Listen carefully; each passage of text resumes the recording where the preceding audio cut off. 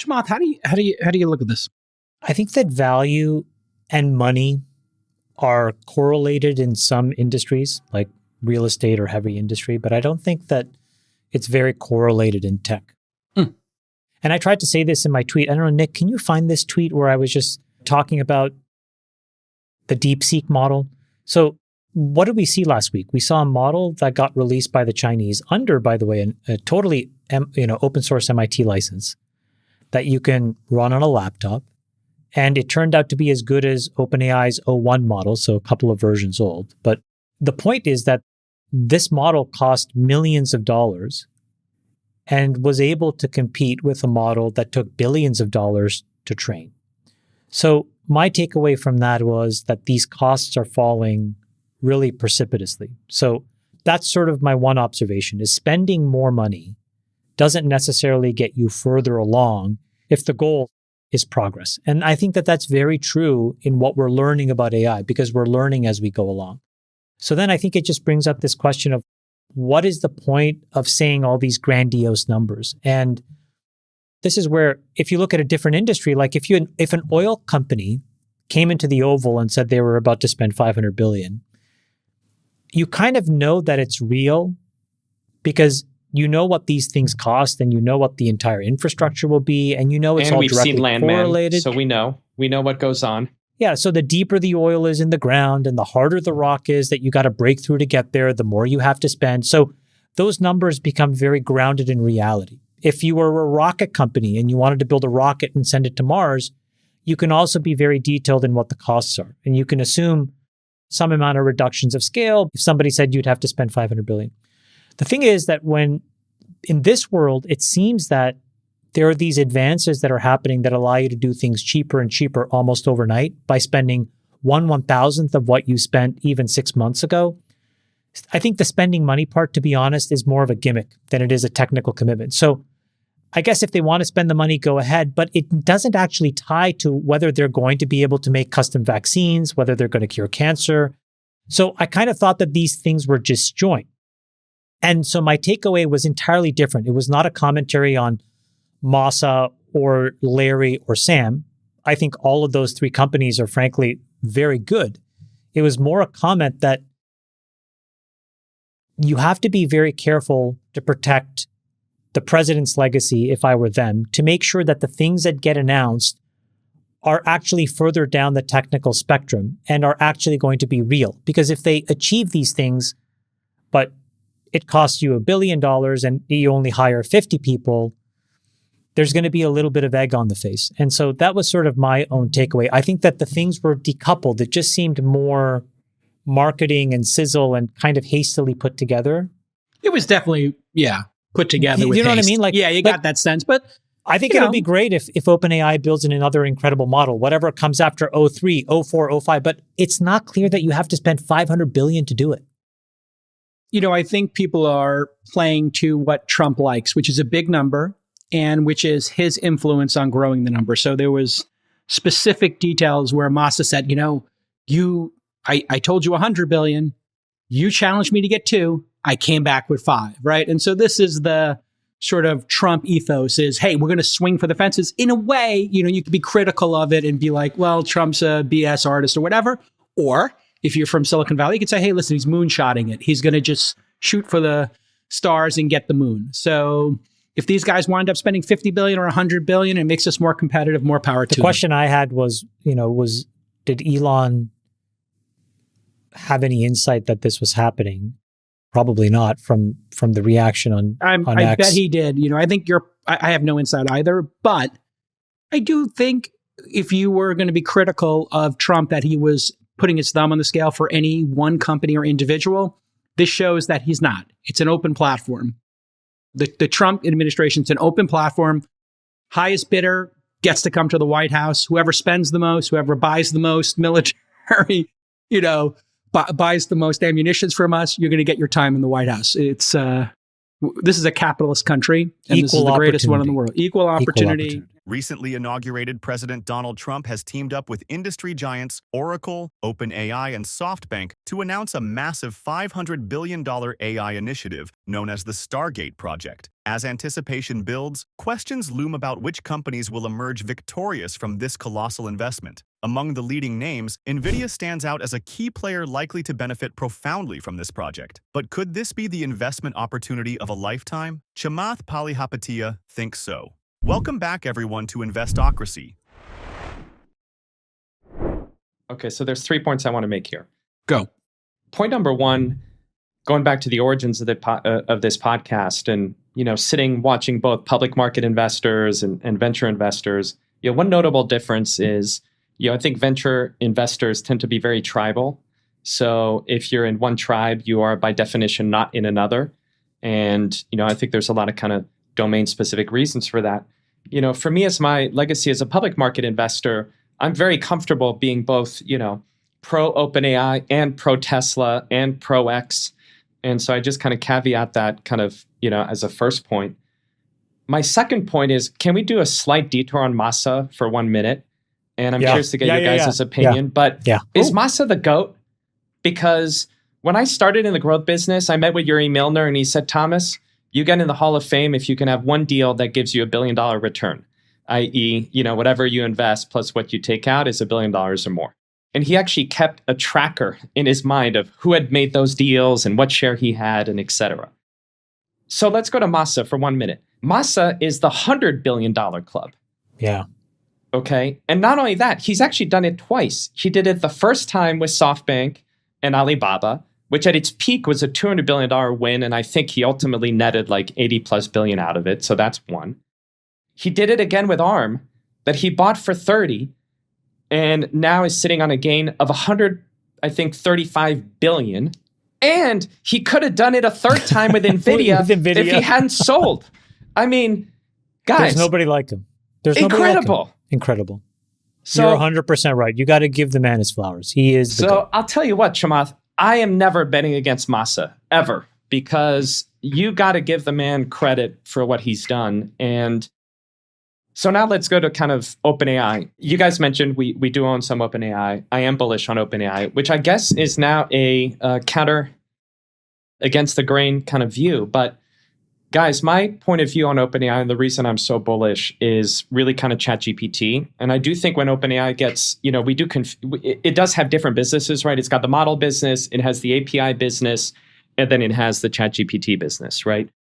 And if you look at the downloads, maybe Nick, bring up the charts, but it is really interesting to watch the market share of ChatGPT versus Google, Gemini, and Grok.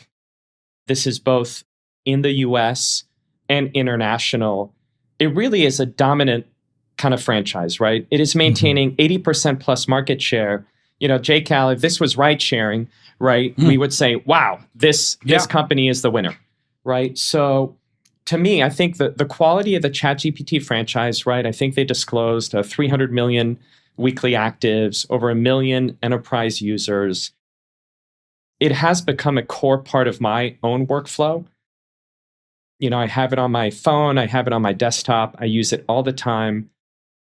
I can't even quantify the value that it brings. It's so important for what it does for me. So, and I do think that it just keeps getting smarter.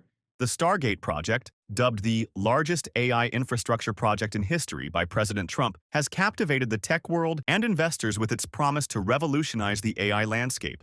Oracle, OpenAI, and SoftBank have already committed an initial $100 billion to this new venture, with potential investment reaching $500 billion over the next 4 years. The project's vision is clear: to establish American leadership in AI by constructing cutting-edge infrastructure across data centers, accelerated computing systems, and more. Nvidia is poised to be a significant beneficiary of this AI revolution. With GPUs like Blackwell in high demand and tech behemoths such as Microsoft and Oracle already on board, Nvidia's inclusion in Stargate is hardly surprising. But before going on with the video, are you into cryptocurrency? If so, check out our second channel, Investocracy Crypto. We bring you breaking news, expert analysis, and the latest trends in the fast-moving world of digital assets. Whether you're a seasoned crypto investor or just curious about the future of finance, we've got something for you. Click the link in the description to subscribe to Investocracy Crypto now. Don't miss out and stay ahead of the game. Now, let's get back to the video. On Stargate specifically, look, I think the real question to me isn't whether they have the 500 billion, right? Because we know that the 500 billion could come from equity. It could come from Massa. If you look at Gavin's tweet, by the way, he does caveat it, right? Saying that assumes that Massa doesn't want to sell ARM and SoftBank, right? So I'm not sure. Or just lever it up and use debt. Correct. So you have debt. I think to me, the real question, guys, is do we ultimately believe that you can get an ROI on that 500 billion? Because if you can, there will be people that will want to fund it, right?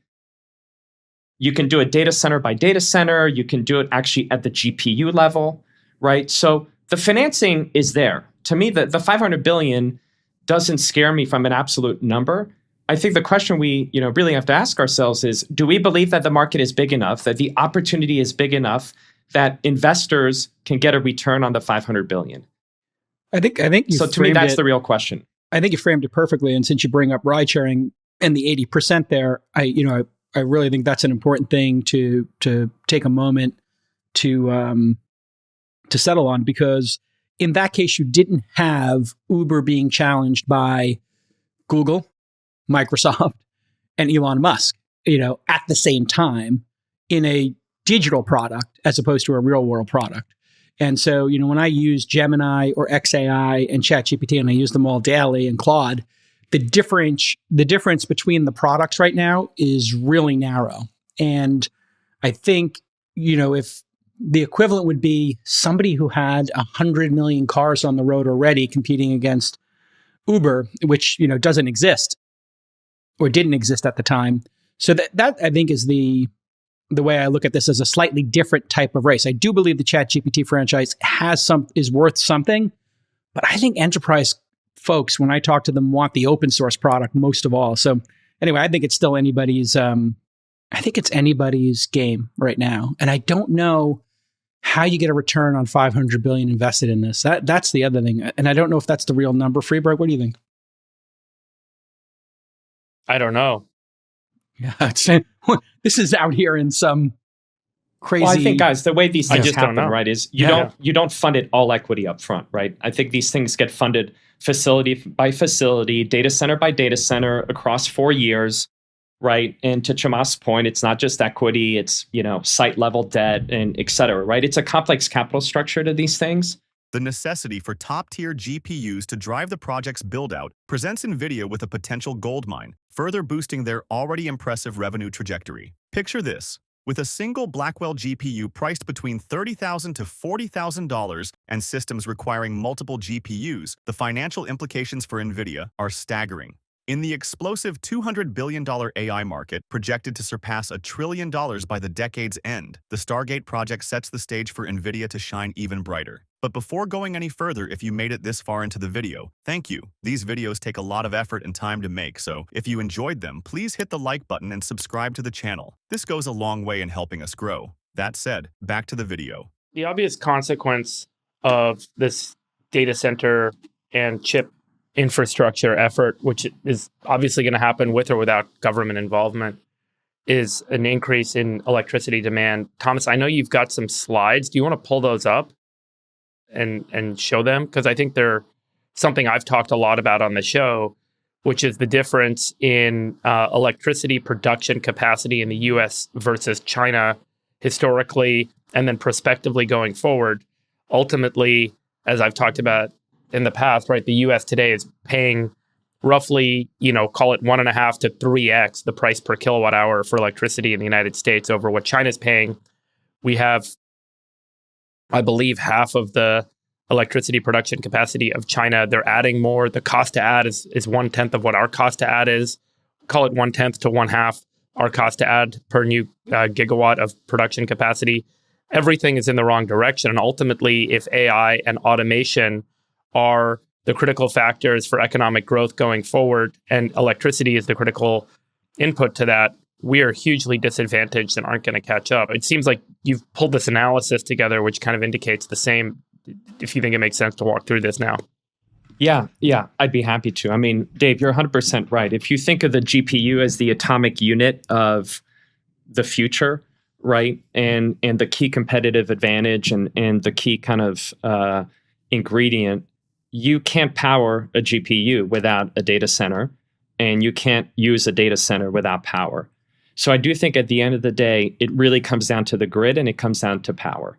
In conclusion, the Stargate project heralds unprecedented growth opportunities for Nvidia, fortifying its dominant position in AI infrastructure. With an expected revenue boon from this ambitious project, Nvidia's stock continues to present as a promising investment. But will you seize the opportunity to go all in and invest in Nvidia? We'd love to hear your thoughts. Finally, if you would like to know what companies like Nvidia have been up to these past few days, go ahead and click on the next video on your screen. See you there.